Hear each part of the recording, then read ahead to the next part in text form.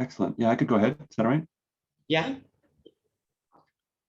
Well, welcome everybody. Thank you so much for joining. So I'm William Masters. I have the pleasure of directing this Food Prices for Nutrition project. You see the URL, you've seen some information about it. And our purpose here today is to begin this conversation about what these data, what these methods can be used for. What are the problems, the questions that you can begin to answer to guide policies and programs in the various countries where these kinds of data are, we think, very much needed. So this is up to you. It's actually my first time to ever have a conversation with people in Pakistan about the kinds of questions we're talking about here. So I'm very keen to hear what you all think in response to the data, the methods, the results so far that we've had in this project. And to guide that process, we're really lucky to have Rachel Gilbert. So Rachel is in charge of managing these conversations, of reaching out to people in the countries where we believe these data and methods could be really, really useful, but we don't know exactly how. So it's up to you. The purpose of these interest groups, of these data user groups, is just to have that conversation, to understand what questions you think could be answered, to have collaborations between yourselves, people on this call. So Rachel will ask you to introduce yourselves. And many of you, of course, already know each other. The question is, can we all get on the same page about what these data are, what they mean, and potentially how they could be used? So Rachel, it's really a pleasure to have you present all this. You've talked to a lot of people in different countries about this, but this is the first time to do this in Pakistan. So we'll be hearing about these data often, for some of you for the very first time, others have seen this a little bit before. But I really hope that this is the beginning of a very rich conversation about the kinds of questions that you could answer with these data and these methods. Rachel, thanks. Great. Thanks so much, Will. Hi, everyone. My name is Rachel, for those of you who I haven't been in touch with directly as we've been leading up to this webinar. So I'm a researcher based at Tufts in Boston, Massachusetts. That's where Will and I are joining from today. I'm really excited, as Will said, to see you all here and especially to start this conversation in Pakistan. So some of you may be familiar with the Changing Access to Nutritious Diets in Africa and South Asia project, or CANDASA. The Food Prices for Nutrition project is the latest iteration of projects that developed methods and indicators to measure the cost of nutritious diets. And as Will said, today our goal is to start this conversation, tell you about our ongoing work so we can start to engage on a deeper level in these conversations about how to link different aspects of food systems and better nutrition using these metrics that we'll be talking about today.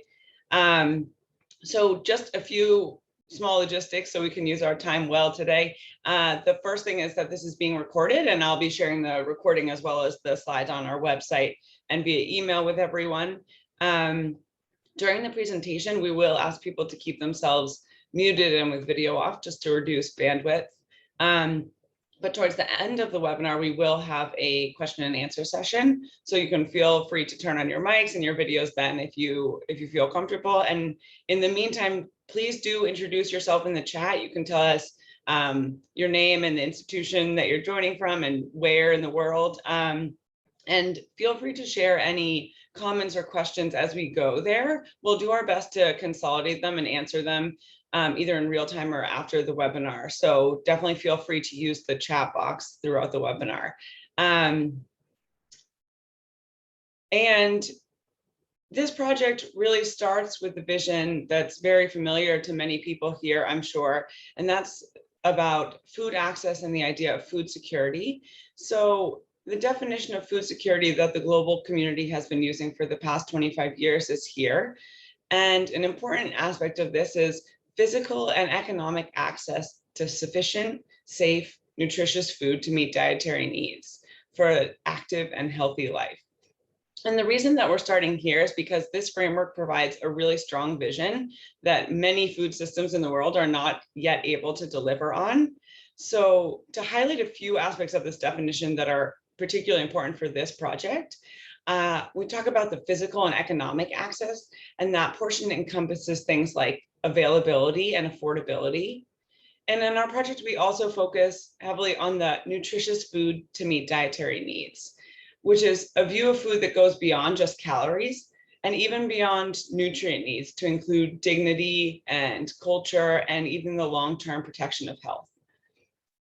So as many of you know, this has been a vision for many years, but it's been very hard to achieve, in part because there's a lack of data and methods for people to see and measure parts of this problem. So we can really only act on what we can understand well and to see. So an important question that we ask ourselves is, how can we be accountable to this vision if we can't understand availability and affordability of healthy diets?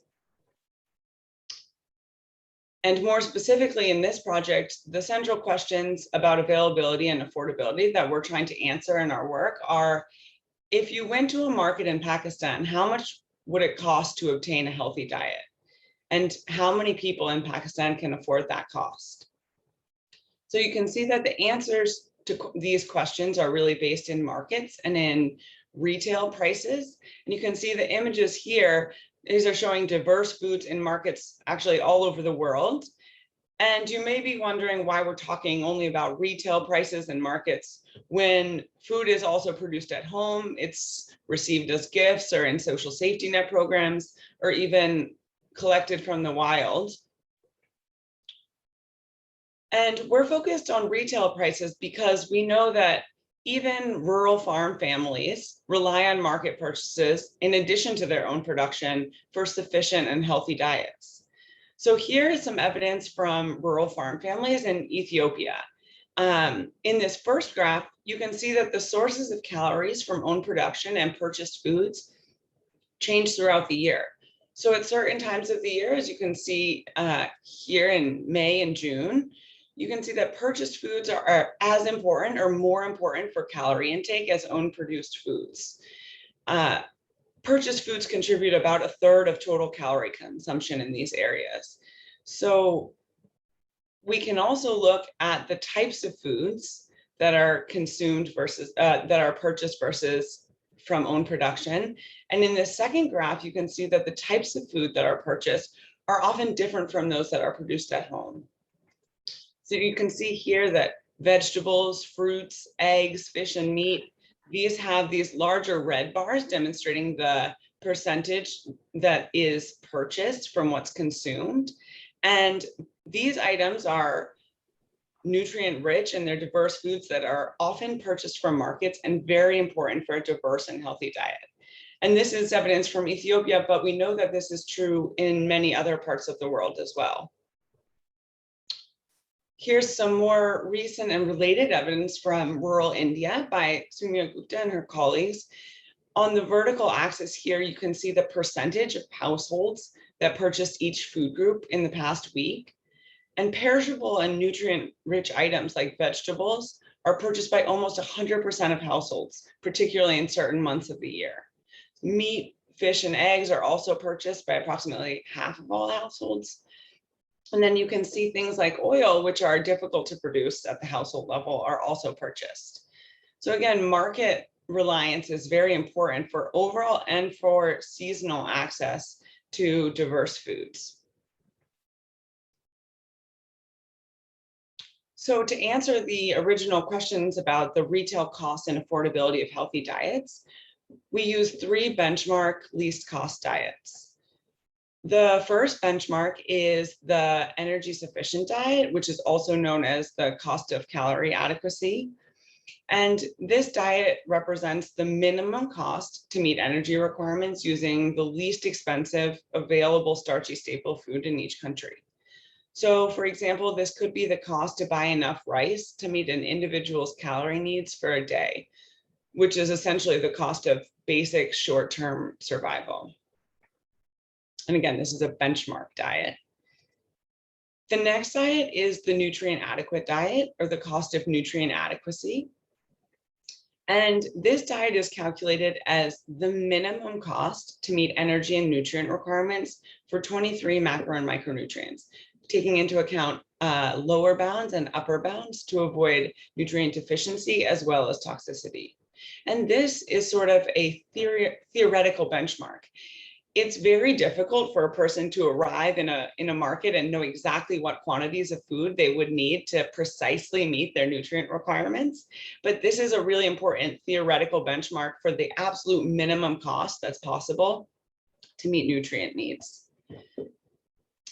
The final benchmark is the healthy diet, which is also known as the cost of a healthy or cost of a recommended diet, which is sometimes abbreviated as CORD. This metric represents the minimum cost to meet food-based dietary guidelines, which are based on food group classifications. And we'll talk in more detail about food-based dietary guidelines later. Not all countries have them, but dietary guidelines are a behaviorally realistic way to meet nutrient needs as well as other needs, including needs for proportional and diverse diets, culturally appropriate diets, and again, the protection of health against non-communicable diseases. So these are often official government guidance, and they are a strategy that's realistic for people to meet their dietary needs.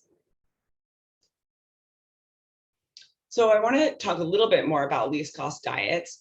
First, I want to emphasize that we're looking at the minimum cost, the cheapest and most affordable combination of foods that meet the criteria that I've just outlined. So again, these are benchmark diets. And the least cost diet methodology, there's no standard food basket here. The foods selected in each of these least cost diets depend on the time and the place in the markets where we have price data. So for example, there's no guideline that says there must be mangoes or rice or milk in a diet. You can have mangoes in the nutrient adequate basket in 1 month, and then in another month, they're maybe not available, or another food item is cheaper that can help meet nutrient needs. So seasonal and locally available foods are selected in these diet baskets. And to demonstrate this, we can look at how the cost of a nutrient adequate basket composition has changed in Malawi over a period of time. So here we have information over 9 years from 2007, 2016.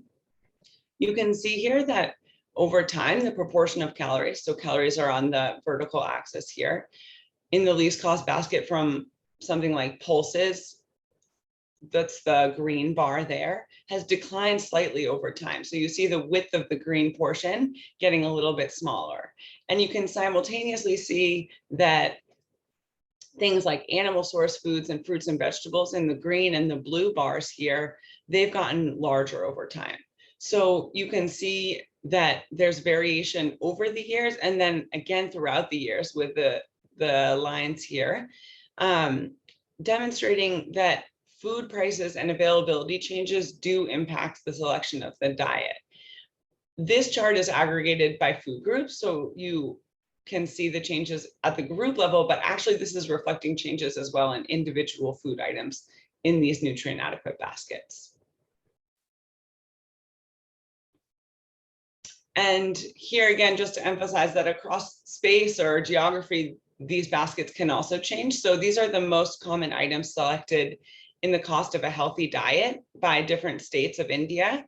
So you can see here, for example, that each state has different groups with a lot of similarities. So you can see bananas are present in all of the pictured states' healthy diets, but then items like guava, papaya, pineapple, and mango are more affordable and more available in different states than in others. And so this is true for other food groups as well. So the final point that I want to emphasize about least cost diets is that these least cost diet methods provide a conservative lower estimate of the cost per day. So things that would add to the cost of the diet would be things like preferences or convenience. These are things like buying prepared or canned foods would add to the cost of a healthy diet or a least cost diet. And this figure here helps us to illustrate what we call the ladder of affordability. So this first step, we have caloric adequacy as the cheapest, most affordable diet, which just achieves short-term subsistence. We need to pay more to get to nutrient adequacy, where we can avoid deficiencies and excess of essential nutrients. And then healthy diets, which meet food group recommendations and proportionality goals, cost more. To incorporate other goals like convenience and preferences, like I just mentioned, the cost rises again. So this ladder of affordability helps us to see two really important insights. The first is that when all diets are affordable, food prices are just one of many influences on food choice, along with things like convenience and preferences. So there are reasons why people who can afford healthy diets, do not actually achieve them. However, when healthy diets are unaffordable, food prices are an insurmountable barrier to improving diet quality. So when when healthy diets are unaffordable, it is impossible to climb up this ladder of affordability. And now I'll talk briefly about sources of price data, which are at the core of the project and the metrics. And then I'll talk a little bit more about the calculation of the cost of a nutrient adequate and a healthy diet in more detail. So a common source for food price data comes from household expenditure surveys, things like the Household Income and Expenditure Survey. These surveys commonly ask households about food consumption and the sources of their food. So own produced foods or purchased, gifts, etc., and about the expenditures on those purchased items. So usually you would have the amount that was purchased and then the total expenditure, and that's possible to then estimate a price for those items. These surveys are exceptionally useful. They're usually a very rich data source, but the price data can be a little bit complicated to work with given different measurement units and food quality. But even more importantly, these surveys are often conducted only every 5 or 10 years in most countries. Another common source of food price data is market information systems. So these commonly track farm gate or wholesale food prices, things that are faced by farmers or producers, traders, middlemen, rather than the retail prices that a consumer would face in a market. So these can be quite different. The prices can be quite different based on transport or storage costs, for example. And the market information systems are, again, a very useful source, especially for linking in agricultural systems, but they often don't include processed foods, which can be important for the consumers. A third source of food price data are vulnerability assessment systems, sometimes called early warning systems. So these systems often collect consumer price data to guide emergency interventions. And again, they're extremely useful data sources, often with food prices for consumers. But they generally focus on a smaller number of foods that are often less perishable and less diverse, that are important for, again, an emergency response, and not as useful for estimating the cost of a healthy diet. And finally, I want to highlight the World Bank's International Comparison Program dataset of global prices. I'm highlighting this in part because it's the data source used for some of our global work that I'll talk about later on, including the diet cost and affordability metrics that were included in the State of Food Security and Nutrition in the World, or the SOFI report. This is a really unique data set. It's put together first and foremost for estimating purchasing power parities, or PPP, for the world's economies. The most recent rounds were in 2011 and 2017, and the ICP 2017 global item list included 208 food and beverage items, in addition to regional specific items. So it's an exceptionally rich data set. It's also a very high quality data set. Some caveats to using it for the cost of a healthy diet are that items are limited to comparable products sold in multiple countries. So there's a high level of comparability needed for the PPP calculations. And ultimately, this data set provides a single national annual average price for each food. So it's very useful for global comparisons, but it doesn't always allow for the nuance at the subnational level or include all of the food items that might be relevant in each country. Another important source of food price data is, particularly for national level work, is the food price data that's collected by national governments for what's called the Consumer Price Index, or the CPI. This is used to track inflation, and it's part of existing national data collection systems in most countries. So most governments already collect a lot of high frequency data. It's usually collected on a monthly or quarterly basis and in representative market locations. So the CPI is also generally weighted by a share of total expenditure. So the food lists that are used for the CPI calculations include culturally acceptable and commonly consumed foods. And many of these are also the nutrient dense foods like fruits and vegetables or eggs and animal source foods that are important for calculating the cost of a healthy diet. I also want to highlight here that the intention of the project, the Food Prices for Nutrition project, is to leverage the huge amount of food price data that's already being collected around the world and to use it for nutrition. So there's many others working on specific projects or in different contexts that might find the type of food price data that I've also touched on in previous slides really useful. Our intention in this project is to leverage existing data systems for nutrition. And an important thing about this national government CPI data is that it is trusted official government data that can and should be used to inform government policy.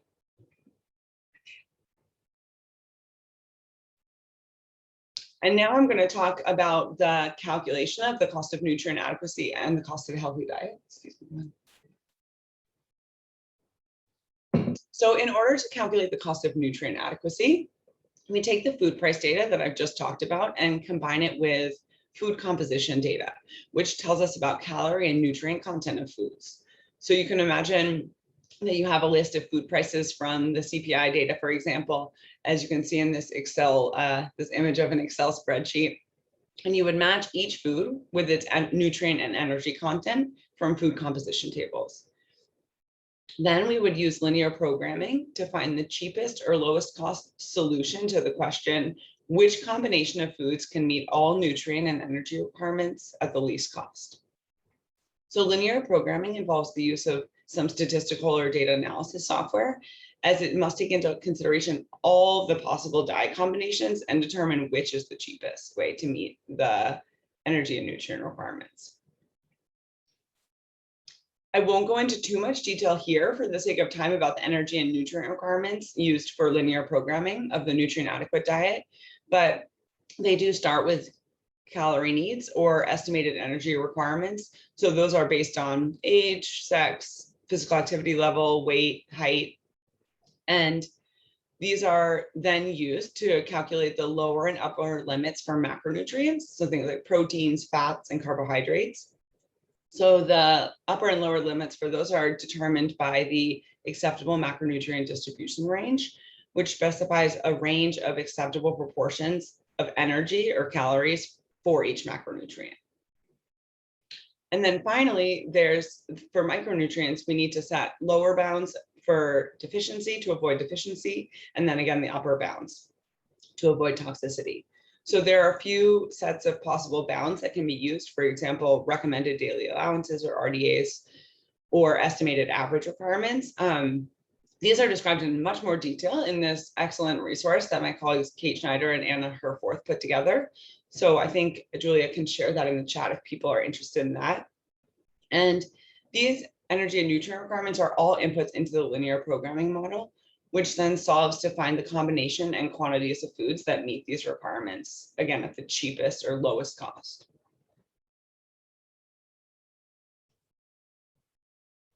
And now for the cost of a healthy diet.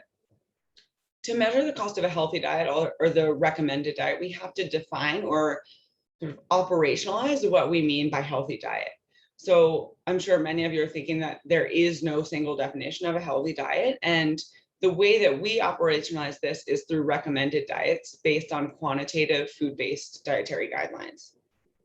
Almost 100 countries in the world have food-based dietary guidelines, and the FAO does an excellent job of compiling those for us in their repository.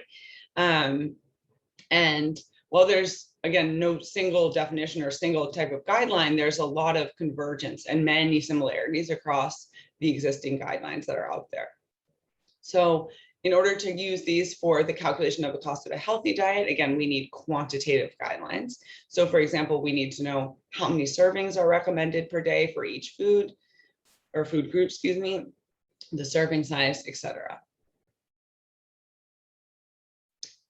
And here are some selections from the Pakistan dietary guidelines, which were revised relatively recently. So this is an example of a detailed quantitative food-based dietary guideline.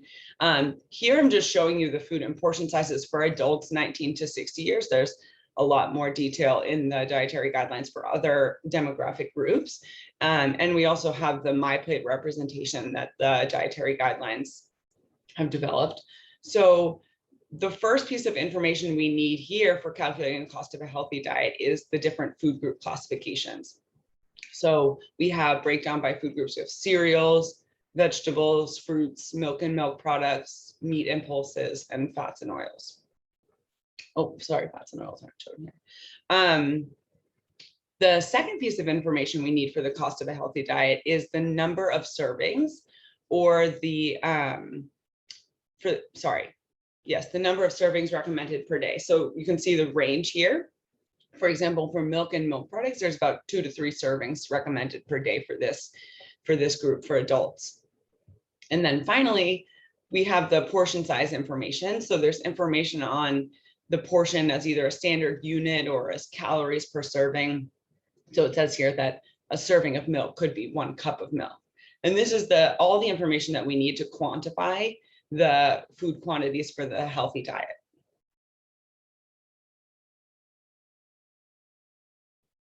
And here I just wanted to show you, this is a picture of 10 different national food-based dietary guidelines, all that have quantitative guidance. So again, not all of them are quantitative, but again, with these, there's a lot of similarities between these 10 guidelines. And we also have the Eat Lancet diet here. So we have the reference diet, which can be used to cost different food groups as well. And the specific steps to calculate the cost of a healthy diet do not require any of the linear programming that the cost of a nutrient adequate diet does. The first step is to categorize each food in a food price list according to the food groups in the selected dietary guideline. So you just saw the 6 food groups for the Pakistan dietary guideline. So it would be just to categorize every food that's in your food price list using those different groups.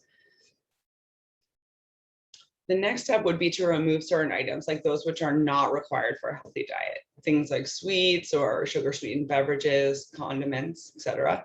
These are things which just add to the cost and caloric intake of the healthy diet, but they're extraneous to actual dietary needs. We also remove duplicate items, so we keep only the lowest cost items where there are duplicates. For example, if you had local rice as well as imported rice, you would drop the more expensive item. And this is to help keep a diverse diet both within the food group and across food groups. So when foods are selected, we don't want to have 2 different kinds of rice. We want to drop the more expensive version. In the third step, we start with the price per kilogram and calculate a price per day for each food, taking into account the edible portion of the food, as well as the number of servings that are required for the food group and the serving size for that food. So for example, if you needed to have the cup of milk for the Pakistan dairy guideline, you would account for anything that can't be consumed. So for example, actually we'll talk about vegetables as a better example. We would take the recommended quantity per day times the price per kilogram, accounting for the edible portion. So imagine you wanted to meet a guideline of eating 300 grams of vegetables per day. You would want to know the amount that a consumer needs to purchase to meet that 300 gram recommendation, accounting for parts of the vegetable that can't be eaten. So for example, for something like spinach or a leafy green, you would just need to buy 300 grams because you can eat all of that. For something like a pumpkin or maybe an avocado where parts of the food can't be eaten, you might need to purchase 600 grams so that the skin and the stem could be accounted for. And then altogether, you use, again, the price per kilogram times the recommended quantity to purchase per day. And once you have this cost per day per item, you can find the cheapest items in each food group. So in some cases, we take only 1 item per food group, and in other cases, it can be up to 3. And this is, again, because there needs to be diversity both within and across food groups. Excuse me. This is commonly explicitly recommended in dietary guidelines. So usually we would take 1 item for oils, 2 items for fruits, 3 items for vegetables, and so on, and then find the average price for those items. And then the final step would be to sum the cost for all food groups to get the total cost of a healthy diet. And then the final part of the metrics that I want to talk about is the affordability of diets. So we use affordability to compare the cost of the diet to some relative standard of income. So one possible standard to use is the national or an international poverty line.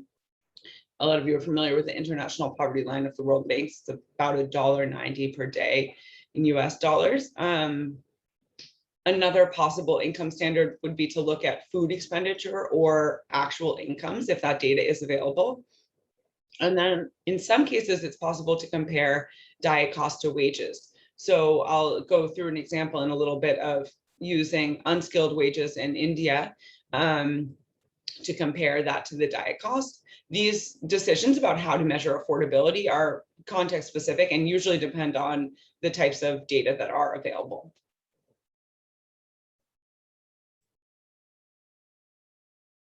And many of you may be familiar with other initiatives that use food price data in similar ways. So I just want to briefly introduce how our effort differs from other projects and what we've done before. I know there was an opti-food analysis done in Pakistan, which was really wonderful. So our emphasis here is on monitoring. We want to look over times and over seasons to have very current statistics to understand how access to healthy diets are changing from month to month or from market to market. And to do this, we focus on leveraging the abundance of data that are already collected. So for example, things like the data that we talked about that's collected for the CPI, which is already collected by many governments on a frequent basis. And the goal is really to support countries and governments and international agencies to calculate the metrics within their own data systems that already exist and use them as a tool. Another difference is to look beyond nutrients and to look at the whole healthy diet pattern. So this harmonizes the approach with what governments are recommending to their citizens in food-based dietary guidelines. So that's a philosophical reason to do that, which is that we can match guidance, we can match the metric with the guidance that people are actually receiving, and in a way that's behaviorally realistic. Another pragmatic reason, which we just talked about, is that the cost of a healthy diet does not rely on linear programming. So in terms of monitoring, it's relatively easy to compute the cost of a healthy diet. Using linear programming can often be a barrier for that.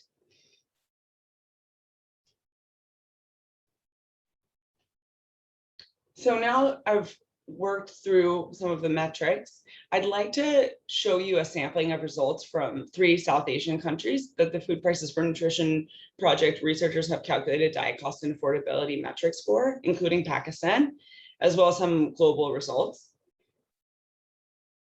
What I hope you'll take away from these next slides is that the diet cost and affordability metrics that I've been talking about can be used in a variety of ways to answer questions at the regional level, national level, and global level. So there's a lot of flexibility to use food price data and these metrics to investigate different aspects of agricultural policy, nutrition, or health. So I'll start with Pakistan by demonstrating how least cost diets and food prices can be used to look at variation across geographic space using monthly price data from Pakistan. So this work was led by Felipe Dizon at the World Bank and Anna Herforth, who's one of the principal investigators on the Food Prices for Nutrition project. The data used here are from city level data from June 2017 that was collected by the National Bureau of Statistics.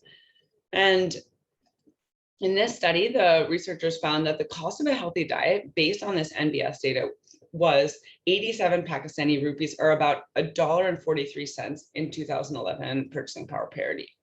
So the authors also found that 58% of the population in Pakistan spend less on food than this actual cost. So the map here, you can see, shows the nominal price of achieving food-based dietary guidelines across the country. So this maps the city level data to the divisions.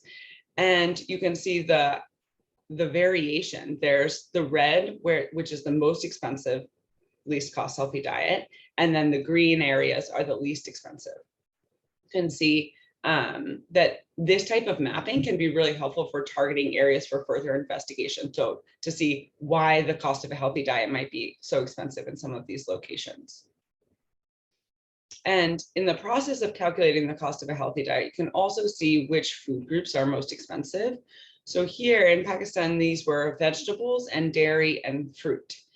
And these are foods that are often more perishable. They're not as easily transported as things like oils or starchy staples or dried goods. And this is an important thing to help prioritize interventions or things that might improve transportation or address perishability issues like cold chains and the like.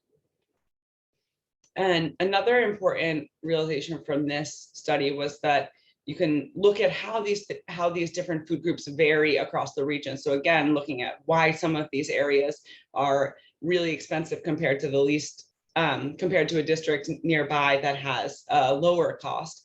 And again, vegetables, dairy, and fruit were the most variable costs across different regions. And finally, the study demonstrated that there were missing prices for dark green leafy vegetables, which is a really important question, which raises a very important question about availability. It's a key pillar of whether people can actually access healthy diets. So when dark leafy green vegetables are seasonally missing from food price lists, it's important to investigate why that might be the case and how those foods can be brought into markets to make them more accessible. And now I'm going to turn to some data on the cost and affordability of a healthy diet in India to demonstrate how to assess affordability relative to wages. So this study was led by Kalyani Raghunathan of IFPRI using monthly price data at the market level in 24 states. So for a period of about 10 years. And the data was actually for 100 food items as well as data on wages. So in order to assess affordability against the cost of a healthy diet, we used unskilled laborers' wages as a proxy for the wages of the most vulnerable or those who are living in poverty. And again, the wage data that was available for men and women separately. And India's food-based dietary guidelines also differentiate between men and women's dietary needs. And so it was possible to estimate the affordability and the cost of a healthy diet for men and women and compare the gendered wages. So this is really helpful for looking at why there are these actual gender disparities in dietary intakes. This has been shown in other studies, and this type of data can help investigate why that's the case. So you can see here in this graph, it's depicting the percent change in the cost of a healthy diet relative to wages over time. So the bars to the left of the center demonstrate diets becoming more affordable. So you can see in most states, pictured here, healthy diets became more affordable, particularly for men over time. So you can see the darker bars here demonstrate men's cost of a healthy diet relative to wages, and most of them are left of center here, becoming more affordable over time. You can also see here that there's the lighter gray bars, which are the changes for women's relative healthy diet cost to wages. You can see some really large increases in certain states where the diet became less affordable over time. So this, again, can help to target certain locations or different demographic groups to help bring these healthy diets within reach. And then finally, the study was able to demonstrate that about 63 to 76% of the rural poor in these areas couldn't afford a healthy diet as of 2011.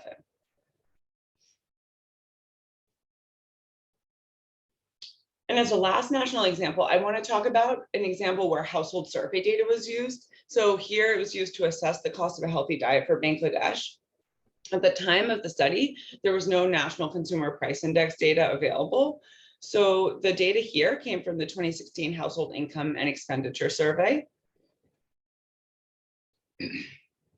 And here again, the prices can be derived from household food expenditures. So taking the amount that was spent on purchased items and calculating a unit cost. The data here was for over 45,000 households, and ultimately the cost of a healthy diet was calculated at approximately 58 Bangladeshi taka, or about $1.70 in 2011 PPP, for an easier comparison there. And the reason I want to highlight this in particular is that using household expenditure data can be really useful to determine affordability, as well as to compare the least cost diet with actual food group expenditures. So in the figure on the right here, you can see that the cost of a healthy diet on the left, it's labeled as CORD, or the cost of a recommended diet, relative to the actual expenditures by food group. So in orange here, you can see the protein food group. You can see that the least cost way to meet protein food needs was cost only about 20 cents per day per person, whereas actual expenditures were closer to about 70 cents per person per day. And this can sort of bring you back to that ladder of affordability that we were talking about earlier, where incorporating preferences or things like convenience. So some people who can afford to may be buying things that they want as opposed to the least cost items. These types of things increase the cost of a diet. So the least cost diet is smaller than the actual food expenditures. And so this is incorporating food preferences, or the expenditure demonstrates food preferences. And we also have developed a method to incorporate food preferences into the cost of a recommended diet. I won't go into detail on this here, but it was demonstrated in Myanmar. And you can look for the information on the CORD FP, or the cost of a recommended diet with food preferences. I'd also like to briefly mention that slightly similar or slightly different work was done in Pakistan using the 2015-16 Household Integrated Income Consumption Survey. It's a little bit different. I wanted to highlight here specifically the comparison with actual food expenditures, but I believe Julia is going to share the link to that in the chat for those of you who are interested in looking at a deeper dive on Pakistan in particular. All right, and now we've looked at some specific national and subnational analyses using food price data from national statistical organizations and from household survey data. So I just want to show you some of the estimates from the global analysis of diet cost and affordability that appeared in the 2020 SOFI report. The global analysis, again, used that unique price data set from the International Comparison Program, which we talked about earlier. It's incredibly useful for comparison across countries using that national annual average price per item. So you can see here that we have estimates calculated for the energy sufficient diet, the nutrient adequate diet, and the healthy diet. So for each country, we just have the three, just selected the three South Asian countries that the Food Prices for Nutrition project is focusing on here to demonstrate this. But you can see the estimated cost. You can see the cost as a percentage of average food expenditures in that country, and then the percent of the population that's unable to afford that diet cost. So let's see, here you can see, even in some cases, let's see if I can get my pointer going, the cost of the healthy diet is actually higher than all food expenditures. I have here let's see if I can get this, yeah. So the percentage of food expenditure is over 100, meaning that the cost of the healthy diet is actually higher than average food expenditures on average. Okay. So again, I want to emphasize that these estimates are specifically for global comparisons with the ICP data set, which provides the single annual price. But this snapshot is for a national level, single point in time. And using national governments, consumer price index data, or national data can provide much more nuance at the subnational level and over time to look at sort of country-specific food lists or other questions that require a bit more nuance than the annual average price. And then again, just to highlight that the ladder of affordability is shown here. So you can see that the prices for the energy sufficient diet. They rise as we go to the nutrient adequate diet from 77 cents per person per day to $1.77 all the way up to $3.87 for in 2017 US dollars for the healthy diet in Pakistan. And then finally, to broaden our view, this is the global picture from the SOFI 2020 report, and it helps to demonstrate why these diet costs are so important to understand. You can see here that in the 2020 SOFI, we estimated that 3 billion people globally lack sufficient income to purchase even the least cost healthy diet. So here, what we're actually looking at is the percentage of the population that cannot afford the energy sufficient diet or just sort of basic short-term subsistence. And this is still a serious problem in some countries. Then you can see that most people in sub-Saharan Africa cannot afford the nutrient adequate diet. So in certain countries, 75 to 100% of the population cannot afford even the nutrient adequate diet. And finally, most people in sub-Saharan Africa and South Asia cannot afford healthy diets. And finally, the work done for the SOFI report showed us that healthy diets by any definition are far more expensive than the entire international poverty line. So you can see here that the cost of the healthy diet was calculated for 10 of those national food-based dietary guidelines that we saw earlier, as well as the eLearning guidelines. The median of the least cost healthy diet was over $3.50 per person per day. And this is much higher than the $1.90 a day international poverty line, which is for both food and non-food items. The difference is, of course, even larger if you're looking only at the upper bound portion of a poverty line that can be credibly reserved for food, and that's about $1.20. So these are the kinds of crucial realizations that food price data and diet costs can bring about the national level or even all the way up to the global level. We can start to think about social safety nets, how best to set social safety nets, how to increase availability of healthy foods, and how to sustainably and equitably make healthy diets more affordable. And now, before we wrap up and we'll go to the question and answer, I just want to talk very briefly about the forthcoming work of our project, the Food Prices for Nutrition project. So I think I mentioned earlier that this work is building on some work done on previous projects, now working with the World Bank International Comparison Program Global Office, as well as IFPRI, the International Food Policy Research Institute, to promote the use of food prices, to measure diet costs and affordability, and to scale up monitoring analysis of the metrics that we've been talking about today. So in order to do this, we're focused on sort of three main buckets of things. The first is to provide tools and methods and data to calculate and use these metrics. We'll do this in large part through a data hub and e-learning courses with the World Bank.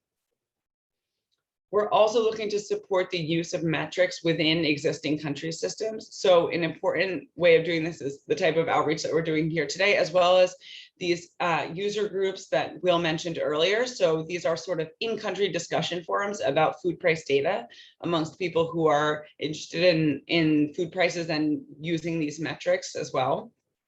So we can talk a little bit about that in a moment, but the final thing is the modeling of impacts of policies and programs that would influence food prices or affect food prices.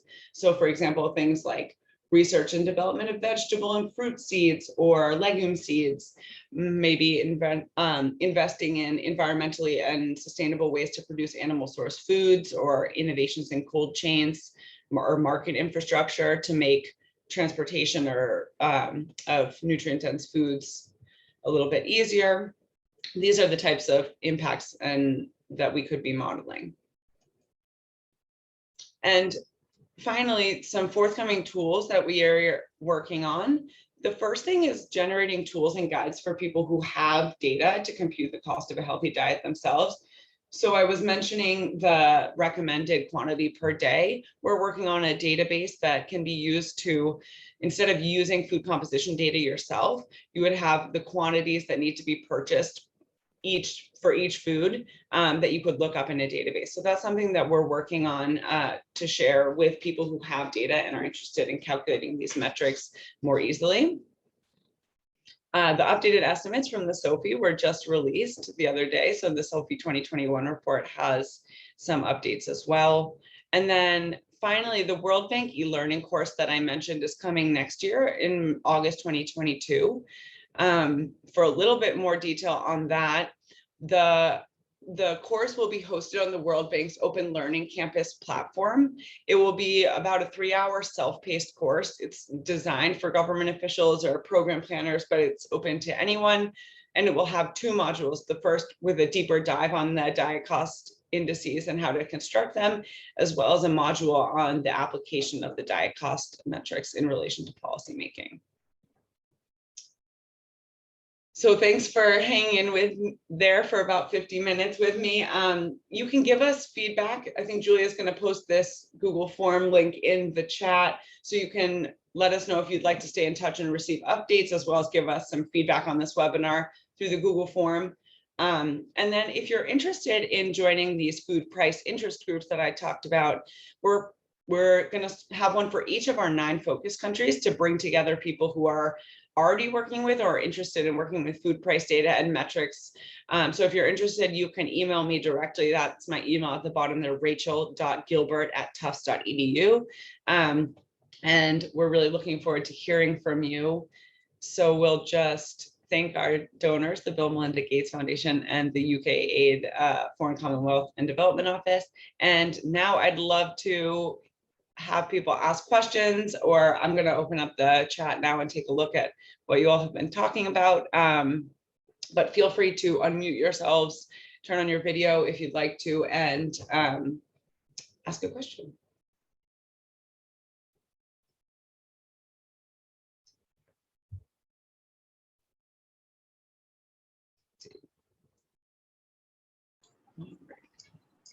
Hello, can I come in? Yes, please. Sure. Thanks. Namash Nazar from World Bank. This was really useful. I have been following a little bit on the reports that SOFI report and the report that earlier was done for Pakistan that you referred to in your presentation as well. I was wondering, so this is really interesting in monitoring where we are over time, but how sensitive is it to time? Like, for instance, can it be used as an early warning on a shorter duration? So for instance, CPIs, there are different indices. Some SPI comes in every 2 weeks, then there's CPI that comes in every month. So can this data be used for early warnings that now prices have started ticking up in this area? Because that's something that the government is really interested in right now. With COVID, prices increased obviously everywhere, and that has been a real challenge in Pakistan. So the government is really interested in early warnings. And can something like this be used as a sort of, I mean, obviously early warning does not necessarily mean that it's going, a lot of times it's wheat, which is not necessarily the biggest component of the most healthiest diet. And that becomes the most political thing, even though it's the most calorie, it has more contribution to the calorie sufficient diets. But still, like in terms of the methodology, can this also be used for early warnings that the government can use for preparing for such shocks like COVID? Great, that's a great question. Yeah, I think you touched on it a little bit earlier in your question yourself. I think it probably depends on the frequency of the data collection and the specificity of the data collection. So it's not necessarily the purpose that is intended, but I suppose it could be used for that depending on how frequently the data was collected. I think that's a wonderful question, and it'd be interesting to hear if any government people on the call are interested in using it for that purpose. Let's see. I'm trying to look through the chat to see if there are any other questions. I see Raja is mentioning some questions about market food prices, as opposed to the prices being paid by households for purchasing food. Let's see. I think we mentioned earlier on in the presentation that these are retail food prices. So these are the prices that a consumer would face in a market. These are the same, as Will's mentioning in the chat there, these are the same price, so what people would face when they're going to a market to purchase things. So it is the consumer price rather than, for example, like a producer price that someone would receive for selling their agricultural produce, for example. And I just saw a hand raised. Was that Moritz? Do you have a comment or question? Thank you very much. This is Moritz Mayer, also from the World Bank. First of all, great presentation. I very like the findings you are presenting on Pakistan. One question which arises for me is if this could also be, these findings could also be used to build agency to convince statistics officers to collect data more frequently and on a much more localized level. And in here, I'm also referring to some of the findings you are presenting, where it would be interesting to understand if price data on the province or district level reflects price information in urban centers, or if they go beyond.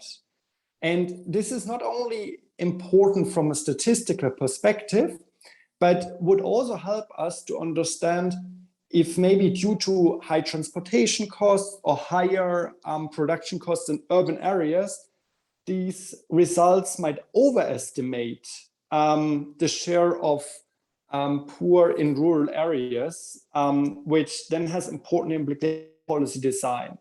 So more food for thoughts and very interesting to continue this dialogue. Thanks. Yeah, I'd love to hear if other people have thoughts on Moritz's comment, but I will add that so the data presented here are actually, the NBS data is for cities in Pakistan. So actually, you raise a really important point about whether this is representative of the rural locations. And in the full report, I think it's shared in the chat, but I'll try and share it again. There's also a demonstration of how using household expenditure survey data, which is representative of rural locations, can provide insights into how these costs differ if you're only looking sort of at these urban markets versus or the prices that might be paid in rural areas or prices faced in rural areas. And you raised the question of whether expanding the price collection is feasible. And I think that's a really interesting question, either sort of more frequently, which, yeah, depending on how, I think this was monthly price data, which is already quite frequently, but I think many times these prices are even collected on a weekly basis. And in some countries, on certain food prices are collected on a daily basis. So if that data could be made available or can be used for things like an early warning system, that's a really interesting use of food price data. So others, please feel free to jump in if that's something you know more about or are interested in talking more about. Yeah, let's see if there are other. Hi, Rachel. Hi. I had a comment. Yanbai, Yeah. you can please go ahead. I'll just stop. Oh, sure. I just want to comment on the data questions a little bit more. And this is Yanbai from the ICP Global Office of the World Bank. So, so I think these two questions are really great. So first of all, for the early warning system, that I think the answer is yes. We are willing to also use the early warning system data to do like more direct cost analysis and more timely direct cost analysis that is more important. But the current situation is that for a lot of countries, the early warning systems do not cover enough food groups and food items, especially for the most nutritious ones. And it's usually only cover or mostly cover, like starchy staples and the cereals. So that is a potential problem of using those data set. However, what we know is that a lot of organizations are also trying to expand the food items and the groups coverage. And the second question is about ideally we can also use the CPI data, monthly CPI data, but I think the question is also very important that how even it is like nationally representative and what exactly representative for those data, because some of the data set are definitely more sourced from the city centers rather than, but in some countries, it may also separate the rural and urban context. So this is my some comment for those questions. Yeah, go ahead.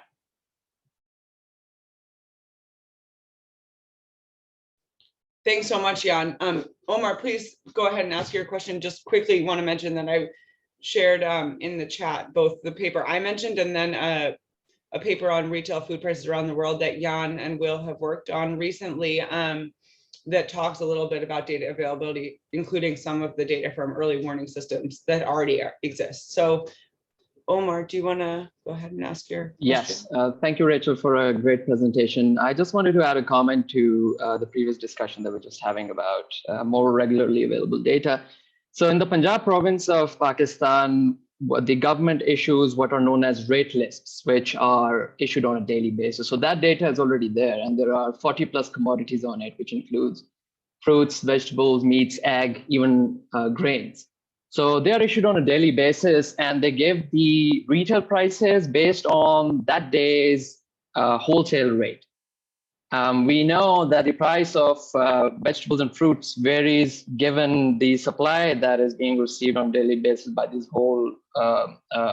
wholesale agricultural produced markets from where the retailers come and buy in bulk. So big stores will come to these markets, and then they will buy and then sell in some of these areas. And what Moritz was mentioning about the rural and urban divide, these rate lists are issued for a whole district. So if we were to think of some districts as being maybe more rural than urban, so Lahore, for instance, is much more urbanized, and some other district, Bhavalnagar, for instance, might be a lot more rural, they are reflective of that.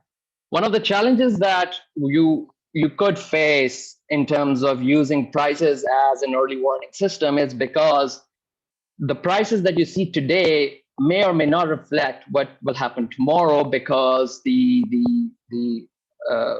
supply chain is what truly affects what is coming to the market, and that supply is eventually going to determine the prices.